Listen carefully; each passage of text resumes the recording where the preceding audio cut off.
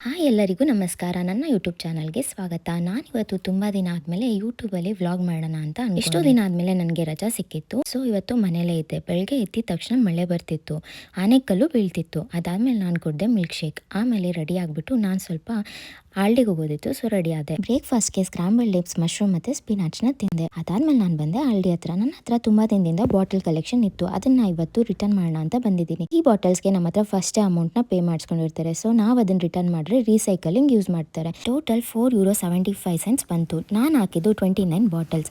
So ನಾನಿವಾಗ ಮನಿನ shopping ಮಾಡೋಕ್ಕೆ ಅಂತ ಯೂಸ್ ಮಾಡ್ತಿದ್ದೀನಿ. ನಾನಿರೋದು ಒಬ್ಳೆ, ಅಷ್ಟೊಂದೆಲ್ಲ ಐಟಮ್ ಶಾಪಿಂಗ್ ಮಾಡೋ ಅಂಥದ್ದು ಏನಿರಲ್ಲ. ಬೇಸಿಕ್ ಐಟಮ್ಸ್ ಏನು ಬೇಕಾದ ತಗೊಂಡು ಮನೆ ಹತ್ರ ಬಂದೆ.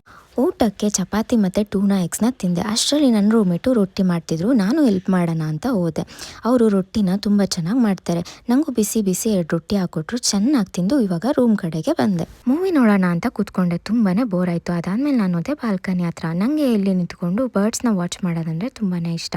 ಯಾವಾಗಲೂ ಇಲ್ಲಿ ಈ ಥರ ನಿಂತ್ಕೊಳ್ಳೋಕ್ಕಾಗಲ್ಲ, ಯಾಕಂದರೆ ಸಿಕ್ಕಾಪಟ್ಟೆ ಒಂದು ಚಳಿ ಇರುತ್ತೆ, ಇಲ್ಲ ಅಂದರೆ ಯಾವಾಗಲೂ ಗಾಳಿ ಬೀಸ್ತಾ ಇರುತ್ತೆ. ಇವತ್ತು ವೆದರ್ ತುಂಬ ಚೆನ್ನಾಗಿತ್ತು. ನನಗೆ ಇವಾಗ ಒಬ್ಬಳೇ ಇರೋದು ಅಂದರೆ ಒಂಥರ ಇಷ್ಟ ಆಗ್ತಿದೆ. ನೋಡೋಣ ಎಷ್ಟು ದಿನ ಹಿಂಗೆ ಇರ್ತೀನಿ ಅಂತ. ಇದಾಗಿತ್ತು ನನ್ನ ಬೋರಿಂಗ್ ಸಂಡೇ. ಮತ್ತೆ ನೆಕ್ಸ್ಟ್ ವ್ಲಾಗಲ್ಲಿ ಸಿಗೋಣ. ಬಾಯ್ ಬಾಯ್.